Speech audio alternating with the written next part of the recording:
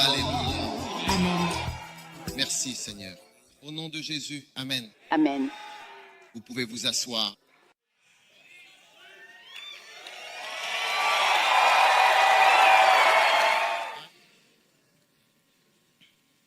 Ce soir, je voudrais partager avec vous un court message sur la confiance spirituelle. Éphésiens chapitre 3.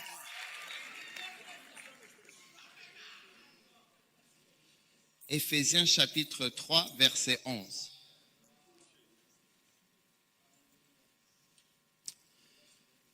Selon le 11, verset 11. Selon le dessein éternel, lisons le verset 10.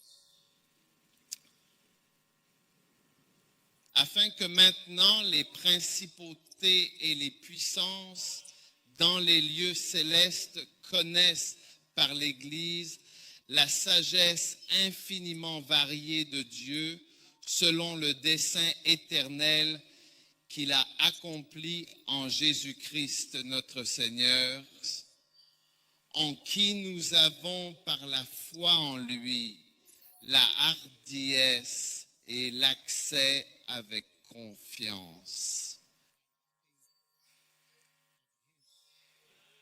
Amen. Amen. C'est pourquoi je vous demande, s'il vous plaît, que vous ne perdiez pas courage à cause de mes tribulations. Donc, verset 12, la confiance spirituelle, c'est-à-dire la confiance dans les choses spirituelles. D'accord? La confiance dans les choses spirituelles.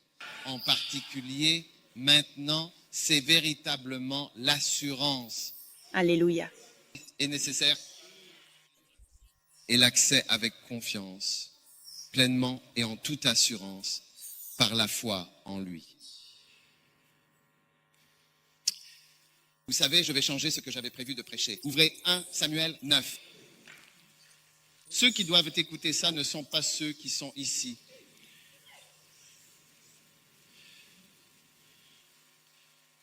Je vais vous parler des connexions spirituelles. 1 Samuel chapitre 9.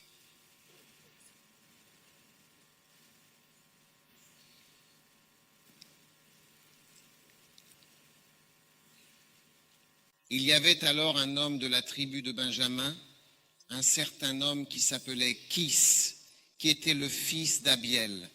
D'accord? Et il avait un fils nommé Saül, un jeune homme de choix et beau. D'accord?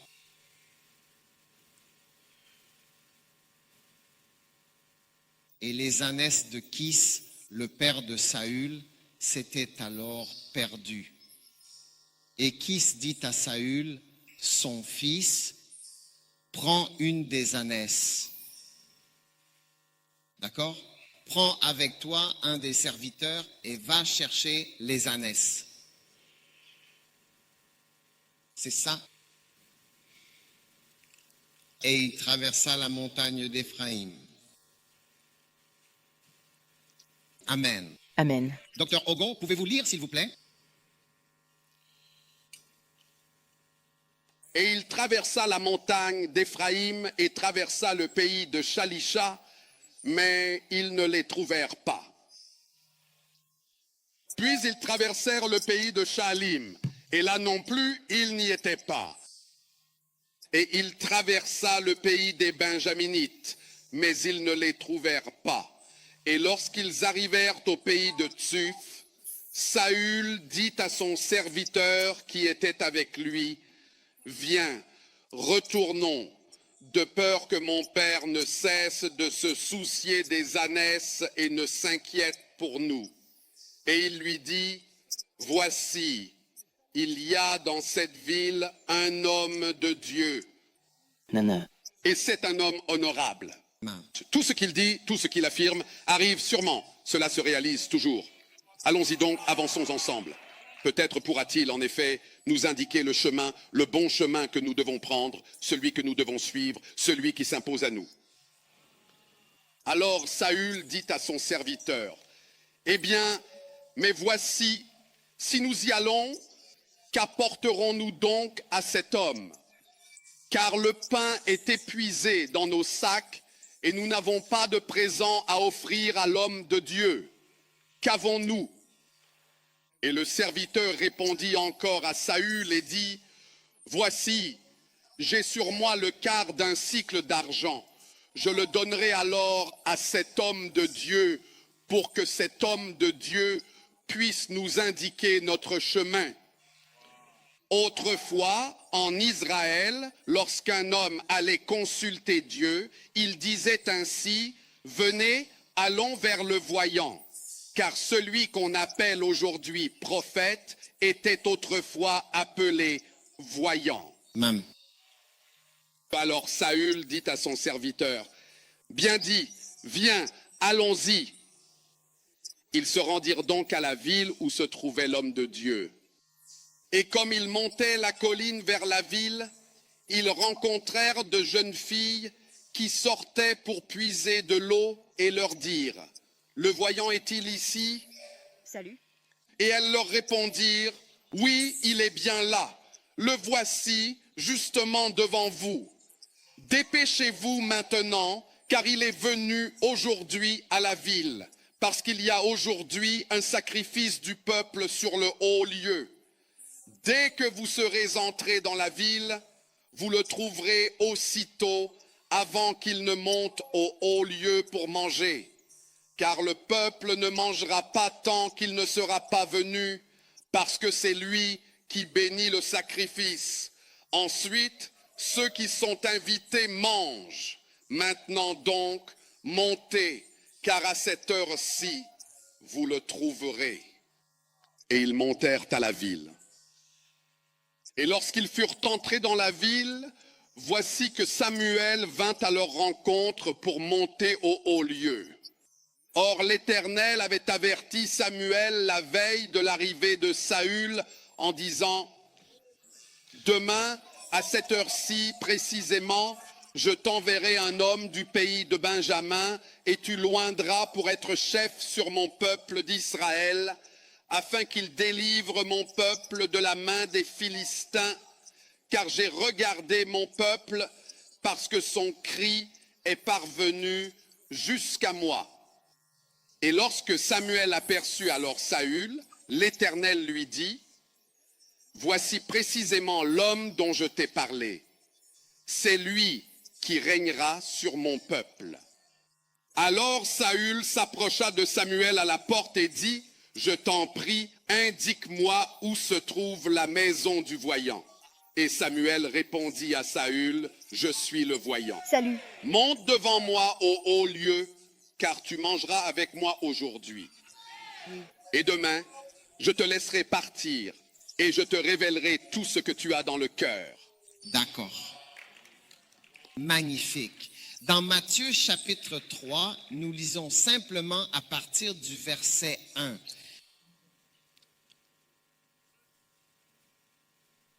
Matthieu chapitre 3, verset 1. En ce temps-là, Jean-Baptiste parut, prêchant dans le désert de Judée et disant, repentez-vous, car le royaume des cieux est proche. Car c'est de lui que le prophète Ésaïe a parlé lorsqu'il a dit, la voix de celui qui crie dans le désert, préparez le chemin du Seigneur, rendez ses sentiers droits. Wow. Verset 13. Verset 13. Alors Jésus vint de la Galilée au Jourdain vers Jean pour être baptisé par lui. Mais Jean s'y opposait en disant, c'est moi qui ai besoin d'être baptisé par toi, et toi tu viens à moi. Jésus lui répondit, laisse faire maintenant, car il est convenable que nous accomplissions ainsi tout ce qui est juste. Alors, finalement, Jean le laissa faire.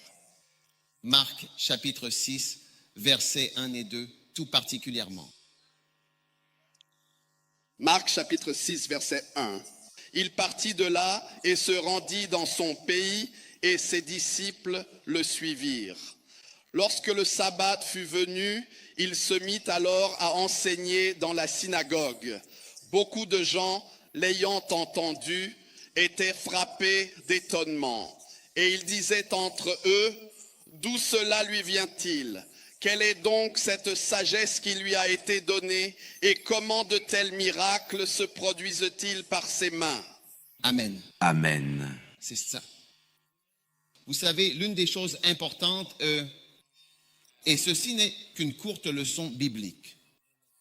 Si l'une des choses importantes à bien comprendre pour nous, c'est qu'il doit absolument y avoir, s'il y a un grand homme de Dieu, il doit forcément y avoir une sorte de connexion spirituelle profonde entre vous et justement cet homme de Dieu, C'est vrai? pour que vous puissiez bénéficier de tout ce que cette personne dans sa vie peut avoir.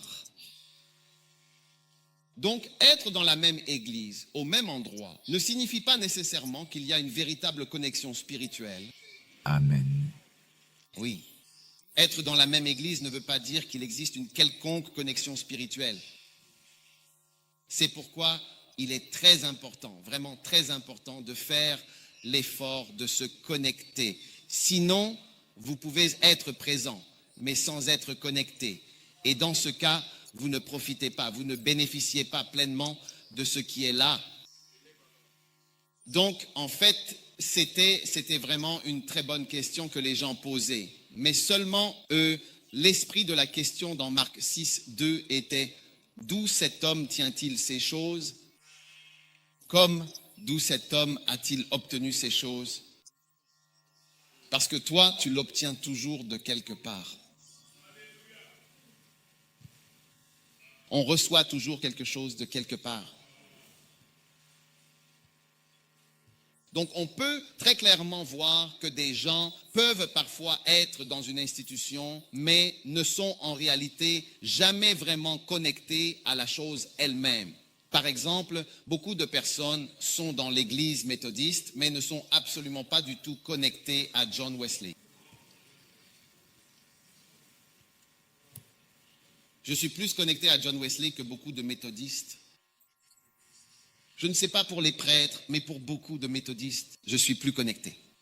Je sais plus de choses sur lui. Je l'admire davantage.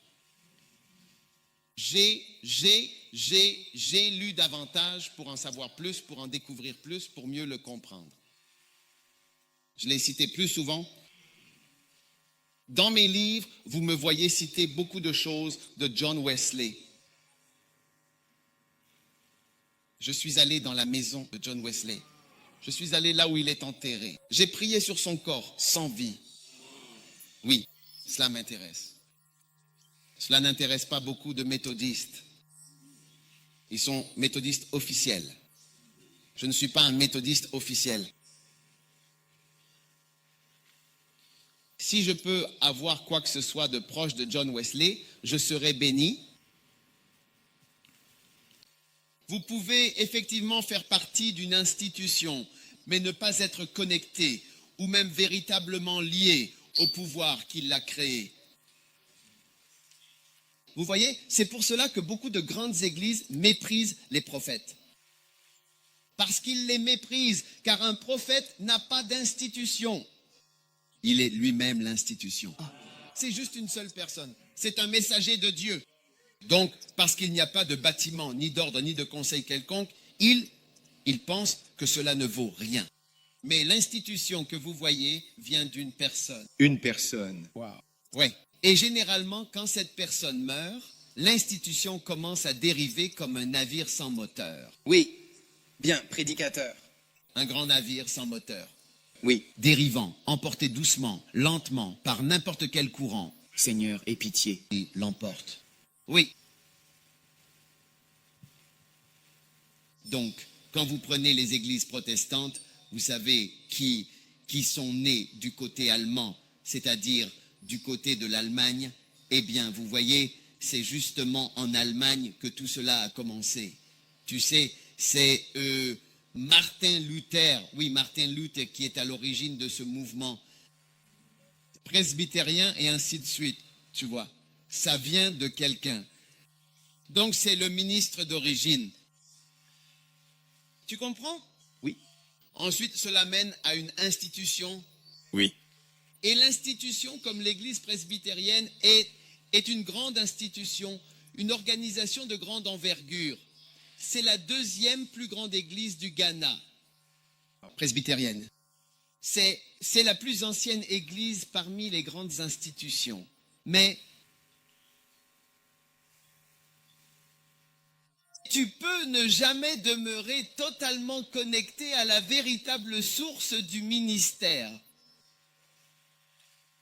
Donc c'est un truc dont tu dois te méfier. Comme je l'ai dit, je viens de rencontrer certaines personnes. Elles sont au Ghana depuis 4 ans. Elles ne sont jamais allées à l'église. Aujourd'hui, elles sont venues à l'église, stupéfaites. Elles ont dit, waouh, toute personne qui vient à l'église ici reviendra. Cet endroit est tellement différent. Ce sont des personnes qui ont voyagé depuis un autre pays pour venir ici et apprendre. 4 ans. Pendant 4 ans. Et ils font partie de l'institution. Mais tu vois, tu sais, en fait, le prophète ou le leader ou La connexion. la personne spirituelle, tu sais, à laquelle ils doivent être connectés pour que lorsque quelqu'un demande d'où tires-tu ces choses, tu aurais une réponse. Waouh. Jésus a répondu quand ils ont demandé, connais-tu Jean-Baptiste? C'est la réponse demandée. Il l'a donnée. Et parce qu'il l'avait tué et mis de côté, il ne voulait pas répondre à la question. Il a dit, moi non plus, je ne répondrai pas à votre question. Donc, je dis ceci, tu peux avoir. C'est pourquoi j'ai instauré l'honneur envers ton prophète avec beaucoup d'assurance. Avec beaucoup d'assurance. J'enseigne à toute l'Église d'honorer le prophète parce que c'est différent de l'institution. L'institution naît de... J'ai donné naissance à de nombreuses institutions. Moi, j'ai donné naissance à de nombreuses institutions. L'Église, les dénominations, l'école biblique à Nakazo, l'hôpital, l'école primaire, le lycée, l'hôpital, un orphelinat, des croisades, des œuvres caritatives, des livres, beaucoup d'institutions. J'ai tellement d'institutions que j'ai fondées. Oui. Mais tu peux travailler dans ces institutions ou être quelque part dans cette institution et n'avoir aucun lien. Oui, bien sûr. Et quand cela arrive, oui, tu ne bénéficies de rien. Tu ne bénéficieras jamais de rien. Oui, oui, monsieur, bien sûr, certainement. Oui. Maintenant, si tu regardes Colossiens 2, regardons d'abord le verset 18. Colossiens 2, 18. Que personne ne vous ravisse à son gré le prix de la course sous prétexte d'humilité volontaire. Il y a les personnes qui, dans ce sens de l'humilité, c'est comme, eh bien, vous savez, l'homme n'est pas si important, c'est Dieu qui est important. L'homme n'est pas si important, il y a beaucoup d'hommes, mais on ne peut pas donner naissance à une église est une chose spirituelle. On ne peut pas donner naissance à une église et à l'œuvre de Dieu avec de simples idées démocratiques. Ce n'est pas une démocratie. Alors il y a cette fausse humilité. Vous savez, la fausse humilité que vous trouvez dans les églises et parmi les gens. Oh, vous savez, ce n'est pas important, peu importe. Non! Il dit, un homme n'est pas si, peu importe. Vous savez ce que je devrais faire dans l'église? Il n'est pas nécessaire de m'élever ou quoi que ce soit. C'est pour ça qu'il n'y a pas d'électricité. Si, par exemple, vous prenez certains de ces prophètes que nous avons autour de nous, il n'y a aucun doute sur qui est important ou qui est honoré là-bas. C'est pourquoi, vous voyez, ils font aux églises charismatiques ce que les églises charismatiques ont fait paraître aux églises orthodoxes. Les églises orthodoxes, quand les églises charismatiques sont arrivées, tout le monde y allait, cet homme de Dieu ici, celui-là là, et les églises grandissaient. À l'époque, les églises orthodoxes ne chantaient pas de louanges. Il n'y avait ni tambour, ni chant, ni applaudissements. C'était comme si les églises charismatiques savaient qu'il se passait quelque chose. Et maintenant, c'est ce qu'ils font. Il n'y a qu'un seul homme, pas d'institution ni de conseil. Un seul homme parle, c'est comme ça. Et ils ont d'immenses foules. Les églises charismatiques sont plus petites que toutes ces églises. Maintenant, ils ont plus de fidèles que les églises charismatiques. Oui, c'est énorme partout. Et la plupart des pasteurs disent du mal d'eux. Tout comme ils disaient du mal de nous. Oui, humilité volontaire épaisse. continuer. Et l'adoration des anges, y compris les choses qu'il n'a pas vues, enflées d'orgueil par ses pensées charnelles. Nous ne sommes pas ici pour la chair. Ce n'est pas une question de chair, de choses charnelles. C'est spirituel. Christianisme spirituel.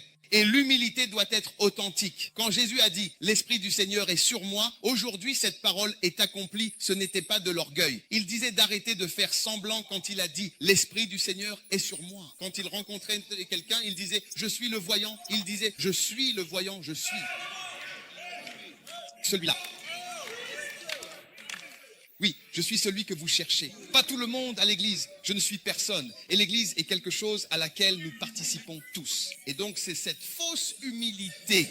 Paul annonce continuellement, je suis Paul, l'apôtre. Colossiens, chapitre 2. Revenez en arrière, verset 19. Regardez quelque chose. Verset 19. Ne tenant pas la tête. Vous voyez, nous ne voulons pas tenir la tête,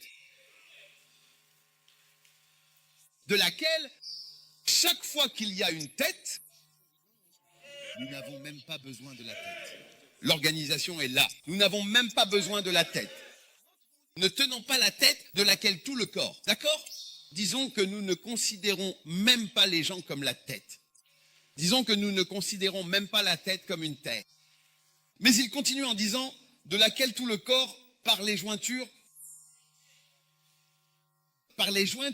et les liens, qui sont des connexions, recevant la nourriture dispensée. Ainsi, vous êtes servis et nourris par votre connexion, ou les jointures que vous avez, avec la tête et avec le cœur. Les autres parties du corps, donc lorsqu'il y a un homme de Dieu ou une onction et que vous n'arrivez pas à établir une connexion, une jointure ou un lien, il n'y a rien qui ressemble à de la nourriture. C'est pourquoi toutes les missions qui sont déconnectées pour une raison ou une autre sont tout simplement des échecs. Toutes sans exception, parce qu'elles ne sont en aucune façon connectées et donc elles ne sont pas nourries. Il dit, c'est de là que la nourriture est dispensée. La nourriture est coupée. Elle n'est pas nourrie. Elle change. Elle se flétrit. Et la nourriture vient des jointures qui sont établies. Oui. Et tissées ensemble. Donc tisser ensemble, si vous avez déjà vu du tricot, c'est quelque chose de très complexe. Ce n'est même pas juste une seule petite bande. Nous sommes donc reliés par le même nom. Nous sommes tous des phares, ou nous sommes tous ce que nous voulons. Ce n'est qu'une seule connexion. Il y a plusieurs liens complexes. Amen. Sans lesquels, regardez-le, il est dit, grandis avec la croissance de Dieu. Vous les voyez dépérir des années, 10 ans, vous avez 70 personnes. 10 ans, 12 ans, vous voyez 60 membres. 4 ans, 14 membres. 4 ans, 14 membres. Les années passent. Ils ne sont pas connectés à quelque chose qui... Par conséquent, ils ne sont pas nourris et ils ne grandissent pas avec la croissance de Dieu. Bonjour, je ne lis pas bien le verset. Peut-être que je ne le lis pas bien. Peut-être que je n'arrive pas à voir l'anglais que je lis là. Lise la Bible. Beaucoup de gens n'ont aucune connexion. Tu leur dis communiquer. Tu leur dis, ils ne le font pas, ils restent juste assis là comme ça, comme des statues et des monuments. Oui, partout. Et comme je l'ai dit, tu peux même être à Accra, mais la connexion spirituelle n'est pas là. Elle n'est pas là. Elle n'existe pas. C'est pourquoi j'ai instauré l'honneur envers votre prophète. Et je m'attends à ce que toutes les églises et tout le monde s'y conforment. Je n'ai besoin de rien de toi. C'est vous qui avez besoin de moi, bien plus que moi j'ai besoin de vous. Il n'y a rien dont j'ai besoin. Il n'y a personne ici qui puisse s'occuper de moi. Personne ici ne peut s'occuper de moi. Nous avons besoin de nourriture. Les gens ne comprennent pas les connexions spirituelles. Oui, ils ne comprennent pas. Ils sont en fait spirituellement. Regardez le verset. il est écrit « ne tenant pas la tête ». Tout d'abord, nous ne voulons pas tenir sa tête. Ensuite, oui, nous voulons tous le connaître. Nous avons notre propre branche locale ici. Nous avons notre propre branche locale ici. Je parlais aux pasteurs du Kodesh l'autre jour à l'évêque. Je leur disais, c'est mon église. Je leur ai dit, c'est mon église. Je prêche ici tous les dimanches depuis des années. Je connais les premières, deuxièmes et troisièmes étapes. Vous ne pouvez rien m'apprendre sur l'église. Il n'y avait pas de problème, mais je faisais remarquer que la pensée que je vous partage est juste. Mais il peut y avoir des gens dans l'église, alors on n'a pas besoin, on ne sait pas, on a besoin, on ne veut pas leur tenir la tête. Mais c'est de la tête que le corps par les jointures. Alors disons que je ne suis même pas la tête, ce que je ne suis pas, de l'ensemble du corps. Mais dans l'église locale, une des articulations devient la tête, comme l'articulation du coude, qui est une articulation pour ses doigts. Et vous savez, quand on s'occupe d'amputation et qu'on essaie d'obtenir un membre, l'une des choses principales, c'est l'articulation. Il faut acheter une articulation si l'on veut réparer une jambe pour quelqu'un, parce que c'est ce que nous faisons. C'est un projet que nous menons. Il faut quelque chose de spécial. Une articulation est une chose spéciale qui bouge d'avant en arrière et qui peut être contrôlée d'une certaine manière. C'est différent de la partie droite. C'est la partie la plus importante. Comment obtenir une articulation? Si vous êtes dans le coin, le plus important est que vous obteniez un joint. Quand tu vois des gens vendre du pop-corn assis au fond, tu pourrais aussi bien... Tu ne sais même pas ce que tu fais ici. J'espère que tu comprends de quoi je parle. Tu ne comprends pas ce que tu fais. Pourquoi es-tu ici? Pourquoi es-tu là? Ou bien tu viens dans une école biblique, le fondateur, le dirigeant, il est présent. Le dirigeant, le prophète, il est là. Tu n'es même pas intéressé à faire l'église où il se trouve. Les années passent. C'est tellement... Tu ne comprends même pas la raison fondamentale pour laquelle tu as pris l'avion ou que tu es venu de quelque part pour recevoir une connexion spirituelle grâce à laquelle tu seras nourri et il y aura une croissance. Tu seras uni et tu croîtras avec la croissance que Dieu donne. Waouh! Éphésiens 4, 15. Regarde. Regarde Éphésiens 4. En disant la vérité avec amour, tu peux grandir. Chaque fois que tu ne dis pas la vérité, tu ne grandis pas. Les relations dans lesquelles tu ne dis pas la vérité ne grandissent pas. Oui, si tu ne dis pas la vérité, et toute la vérité n'est pas toujours agréable. Parfois, ce n'est pas agréable. Mais si tu ne dis pas la vérité, la relation ne grandira jamais. Aucune relation ne grandit sans dire la vérité.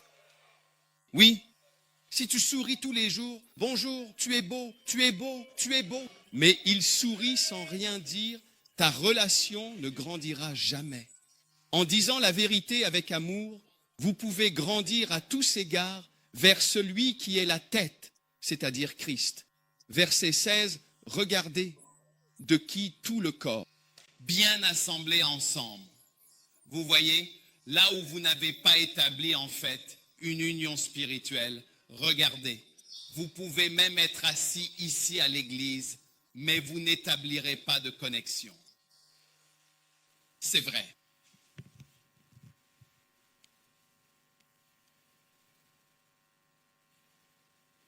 Oui. Tous les pasteurs que vous connaissez, les évêques, peu importe, ils sont tous soit ils étaient mes bergers, directeurs de suivi, jeunesse, il était directeur de suivi, le docteur Ogo. L'évêque Kakra était mon responsable jeunesse. L'évêque Pritchard était mon supérieur. Il a été appelé par le Tout-Puissant. Pasteur Joe, écoute, soyons sérieux. Toutes ces personnes, ce sont mes fils. Amen. Oui, ce sont mes fils. Amen. C'est la pluie? Tu crois vraiment que c'est la pluie qui tombe dehors, là? Amen. Bien. Reviens vite. Nous allons clôturer. Compacté, en effet. Vous écoutez? Parce que chaque articulation fournie selon l'efficacité qui agit dans la mesure de chaque partie fait croître le corps pour s'édifier lui-même dans l'amour.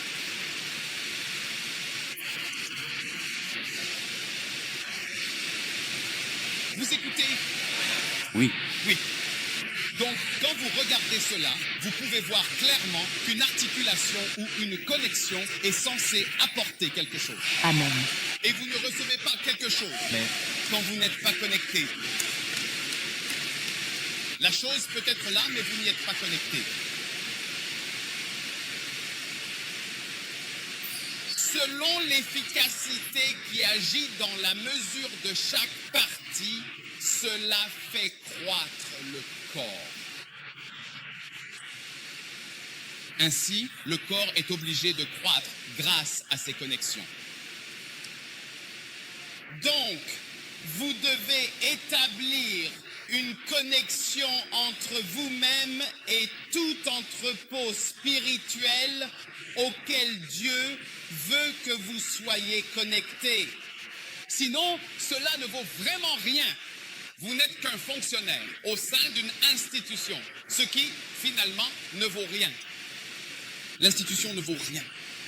Nous parlons de la véritable puissance. Personne ne m'a nommé pour être ici. Personne. Personne n'est venu me proposer en disant « Oh, nous te nommons, nous votons ». Il y a des endroits où j'étais, où ils auraient pu voter pour moi, mais ils ne m'ont jamais choisi comme membre du comité.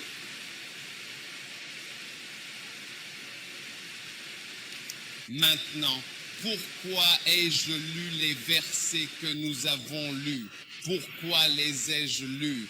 Tout est lié à ces connexions spirituelles. J'ai lu 2 passages. Le premier, c'est quand Jésus est venu. Vous voyez, en effet, Jésus a établi une connexion entre lui-même et Jean-Baptiste en allant là où se trouvait Jean-Baptiste. Et si vous allez en Israël, vous pourrez voir où se trouve la rivière. Même aujourd'hui, elle est isolée et complètement séparée de Jérusalem, de Jéricho. C'est à l'extérieur. C'est une rivière très boueuse, loin de Jérusalem, loin de tout endroit. Et c'est là que Jean-Baptiste avait décidé d'établir son quartier général. Et Jésus-Christ s'y est rendu, il s'est effectivement présenté dans ces lieux. Donc, le fait que tu ne te rendes pas dans certains lieux, que tu n'y sois pas allé ou que tu n'aies pas fait l'effort de t'y rendre, montre ton échec dans cette démarche. Tu sais, tu n'as même pas assez de bon sens spirituel, ni la moindre capacité de discernement dans ce domaine pour réussir à établir une connexion, même la plus simple, entre toi-même et cette onction spirituelle qui se trouve là, présente à cet endroit. J'espère que tu comprends mes mots. Oui, d'accord. Jésus est venu de la région de Galilée, là-bas. Ah! Et, tu vois, si tu sais où se trouve la Galilée et où se trouve le Jourdain, là où il est venu pour être baptisé, là où le site a été identifié comme étant l'endroit où Jésus est venu pour le baptême, tu ne peux même pas... C'est très loin. Il faut s'asseoir dans une voiture pendant 2 heures en roulant sur une autoroute dans le désert. Et ça, c'est aujourd'hui, 2000 ans plus tard, avec la population qu'il y a. Il est venu de Galilée jusqu'au Jourdain, vers Jean. La Galilée est près de la frontière syrienne, ici le Jourdain ailleurs. Quand vous voyez des gens dire qu'ils ne peuvent pas venir au retour, on ne peut pas venir pour ça, c'est trop loin, on ne peut pas venir là-bas, voilà. Et c'est pourquoi je dis que vous avez des gens qui sont présents à Akram. Ils ne viendraient pas à moins qu'on leur dise que tout le monde doit y aller. Je viens juste marquer présence. Tu viens t'enregistrer pour qu'on... Tu sais comment c'est quand tu vas à des funérailles et que tu veux qu'on voit que tu es venu. Ou à un mariage pour qu'on voit que tu es venu, alors qu'en réalité, tu prenais des selfies, tu discutais et tu bavardais. Puis, quand ils arrivent, tu fais semblant, tu prends un air très triste et tu leur serres la main. Quelle honte. J'ai dit à quelqu'un de triste aux funérailles, seulement 9 sont tristes ici. Ne te fais pas d'illusions, 9 sont tristes. Non, non, pas plus de 9. Ne croyez pas qu'il y ait plus de 9 personnes tristes à n'importe quel enterrement. Tout le monde est là pour autre chose, c'est sûr. 9. Peut-on en trouver 9?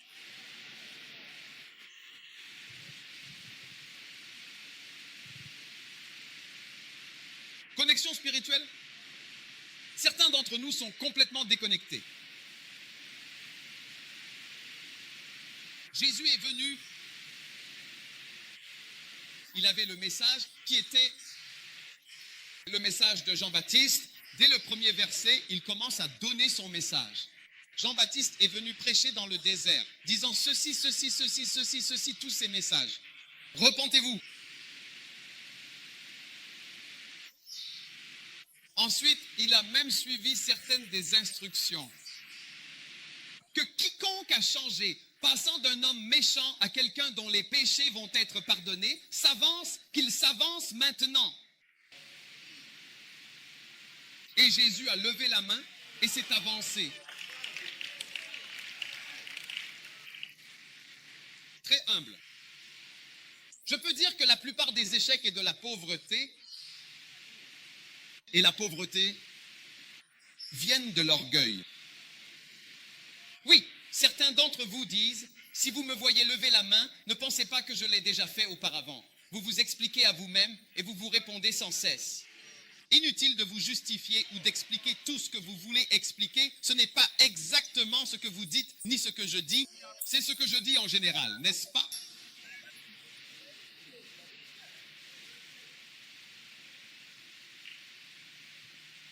Si tu es ici, tu es un pécheur impur, viens. Et tu vois Jésus s'avancer, quelqu'un d'une telle droiture que tu ne devrais même pas toucher ses pieds. Ainsi, les connexions spirituelles s'établissent en allant. Les connexions spirituelles s'établissent en écoutant. Des connexions spéciales s'établissent. Certaines des choses simples et basiques. Avance si tu sais que tu es un pécheur. Viens simplement en avant. Je baptise, donc je n'ai pas de vêtements de rechange. Je crois trop au baptême.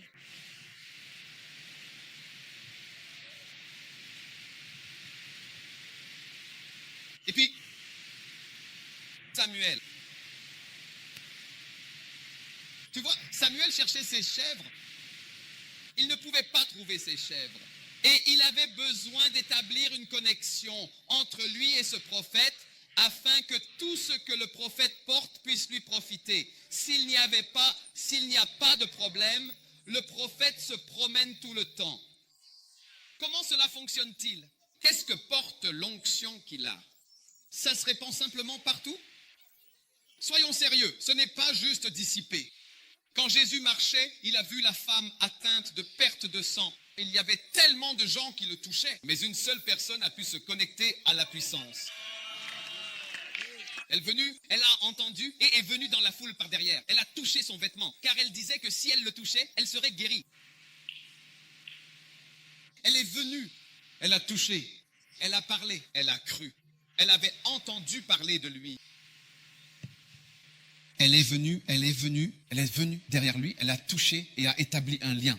Les disciples et d'autres étaient alors institutionnellement, tu as été nommé ainsi ou autrement. C'est pourquoi, en nommant des pasteurs hier, je leur ai dit, ne vous laissez pas tromper par ce certificat. Il est presque insignifiant. Ce n'est pas insignifiant, mais presque. Il n'y a aucun lien entre toi et l'onction, la véritable onction qu'il apporte pour toutes ces institutions. Les prophètes n'ont pas d'institution à organiser ou gérer. Tu ne la verras même pas. Lui-même est l'institution. Oui. Alors certains, Saül a dit, prenons une offrande et allons voir le prophète afin de mettre en place une sorte de relation ou de lien ou bien une sorte de connexion. Je veux dire, vous comprenez, parce que en réalité, en fait, nous ne sommes que des gens du village. Il n'y a en fait vraiment aucun lien. Il n'y a aucune relation. Il n'y a aucune articulation qui permettrait que quoi que ce soit fourni. Colossiens 2,19. Colossiens 2,19. Qu'il y ait une nourriture qui passe par l'articulation et le lien. Alors, créons une articulation pour qu'il y ait une nourriture à transmettre. Donc Saül a dit alors, apportons quelque chose au prophète.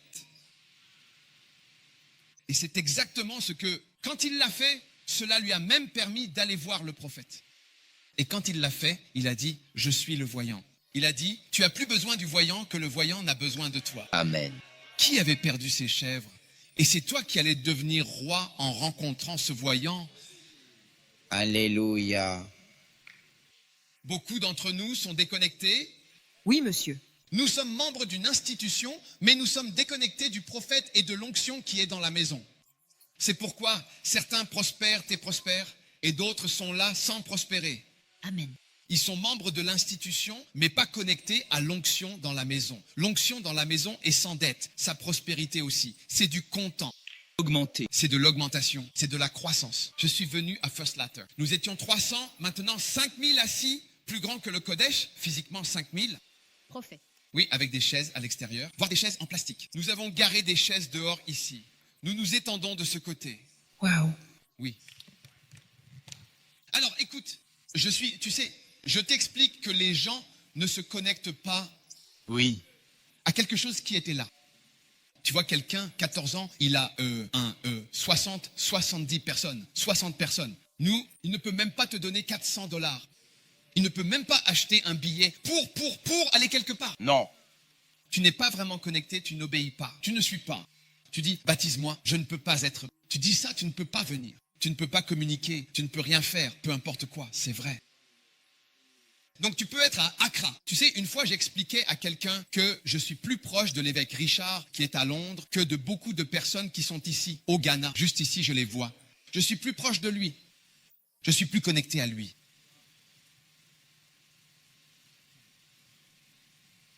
Donc c'est entièrement à toi de voir si tu veux être institutionnel ou autre, ou si tu veux être spirituel.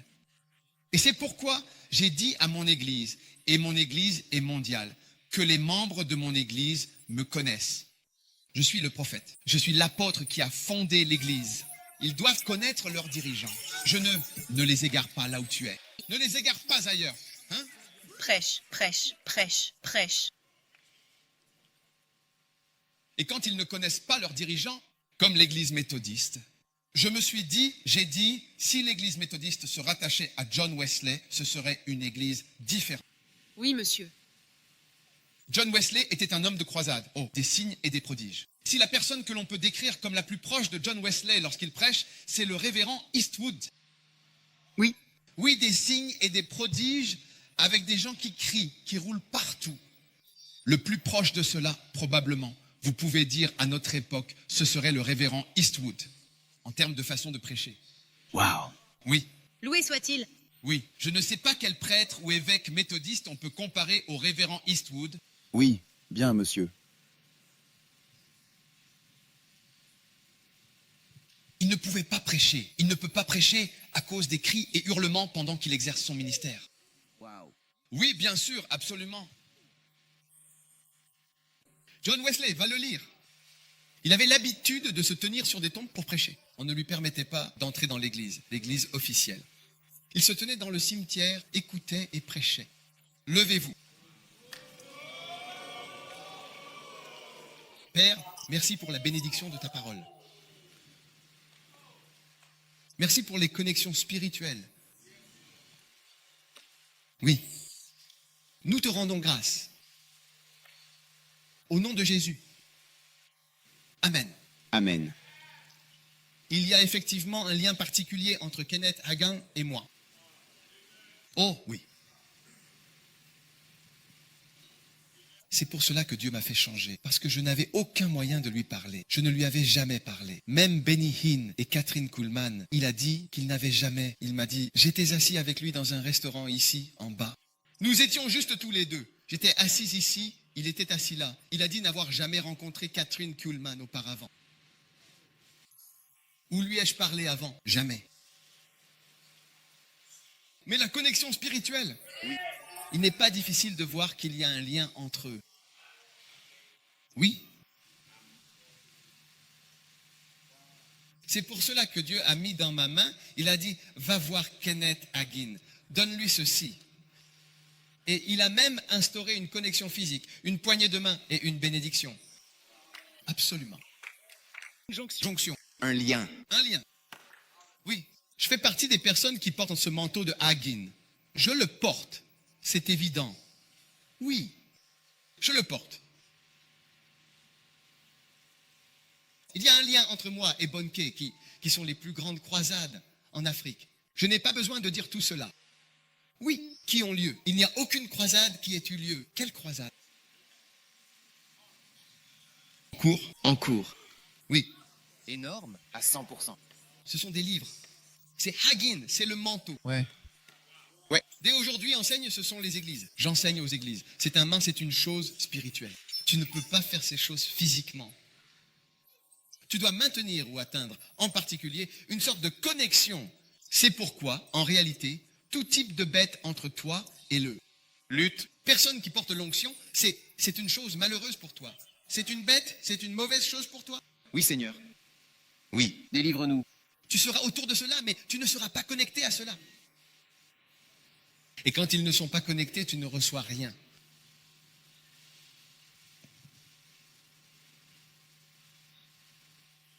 Alors Dieu organise les choses. Et je veux que nous respections les lois spirituelles. Ce sont des connexions spirituelles. Je n'ai pas écrit la Bible, c'est écrit là pour nous. Si tu te connectes à l'onction qui est sur moi, tu ne manqueras jamais de rien. Amen. Tu construiras des églises. Amen. Tu prêcheras, tu enseigneras. Les gens seront, tu seras appelé, tu ne pourras même pas tout faire. Ce sera plus que tu pourras accomplir. Père, merci pour la bénédiction de ta sainte parole. Oui. Touche chaque vie par une connexion spirituelle. Oui, Seigneur. Nous te louons. Au nom de Jésus.